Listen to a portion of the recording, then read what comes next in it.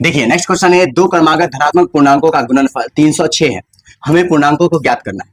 अब हमें पता नहीं है कि दो क्रमागत धनात्मक पूर्णांक कौन है, लेकिन उसका गुणनफल जो है वो 306 है। अब देखिए, अगर एक संख्या मैंने ले लिया है 10, तो दूसरा धनात्मक पूर्णांक कौन हो जाएगा, क्रमागत यानी लगातार, तो 11 हो जाएगा। एक ले लिया मैंने 12, तो दूसरा क्या हो जाएगा, 13। एक ले लिया मैंने 20, तो दूसरा क्या हो जाएगा, 21। तो आप देखिए, जो हम पहले ले रहे हैं उसमें कितना वृद्धि हो रहा है, +1, तब ना आगे वाला आ रहा है। फिर यहाँ 12 लिए तो दूसरा 13 कैसे आया, तो 12 में +1 जोड़े हैं तब दूसरा आया। यहाँ पे देखिए 20 है तो 21 कैसे आया, तो +1 जोड़े हैं। ठीक है, तो हमें तो संख्या पता नहीं है, तो इसीलिए हम चर राशि मानते हैं। एक मान लेंगे x, तो दूसरा क्या हो जाएगा, x + 1। ठीक है, तो बस इसे हम लिख देते हैं। क्या लिखेंगे इसके सॉल्यूशन में, तो पहले लिखेंगे कि माना कि दो क्रमागत धनात्मक मतलब प्लस वाला, ठीक है, पूर्णांक संख्या है या पूर्णांक, एक x तो दूसरा क्या हो जाएगा, x + 1 हो जाएगा। यहाँ तक कोई दिक्कत। अब देखिए यहाँ पे प्रश्न से कह रहा है कि दोनों का गुणनफल जो है 306, यानी एक x है दूसरा x + 1 है। इसको अगर हम गुणनफल करेंगे तो इसका कितना वैल्यू दिया गया है, 306। तो इसको हम सॉल्व कर लेते हैं। ठीक है, तो x को x के साथ मल्टीप्लाई करेंगे x² और x को 1 के साथ करेंगे तो x = 306 और 306 को इधर ले आएंगे तो x² + x माइनस हो जाएगा 306 = 0।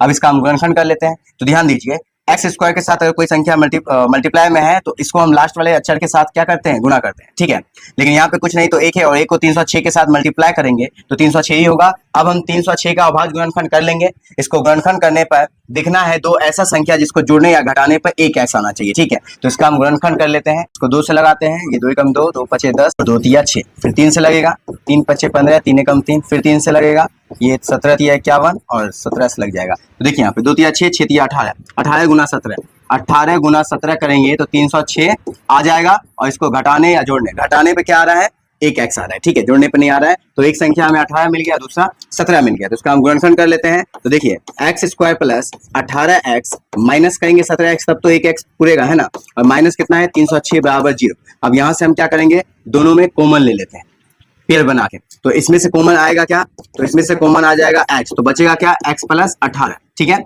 अब इसमें से कॉमन क्या ले लेंगे, तो -17 ले लेंगे। ठीक है, माइनस वाला यहाँ प्लस हो जाएगा, तो यहाँ पे 17 ले लिए तो s बचा, और ये माइनस है तो ये प्लस, और यहाँ पे क्या बचेगा, 18, 18 17 गुना करिएगा 306 आएगा। ठीक है, उसके बाद बराबर कितना है, 0। अब यहाँ पे हम क्या करेंगे, तो ब्रैकेट वाला सेम है तो इसको हम एक साथ लिख लेते हैं और उसके बाद इसको इसके साथ कर देते हैं, तो ये हो जाएगा x - 17 = 0। अब यहाँ से हम क्या करेंगे, शून्यक निकाल लेंगे। ठीक है, यानी x का दो वैल्यू निकाल लेंगे, तो यहाँ से मिलेगा x + 18 = 0। तो यहाँ से x का वैल्यू क्या हो जाएगा, -18 हो जाएगा। ठीक है, और यहाँ पे x - 17 = 0, तो यहाँ से x का वैल्यू क्या मिलेगा हमें, +17। तो x का मान हमेशा हम धनात्मक में लेते हैं, तो x का वैल्यू क्या लेंगे, 17 ले लेंगे। तो यहाँ पे लिख देंगे, अतः दो क्रमागत यानी कि लगातार, ठीक है, धनात्मक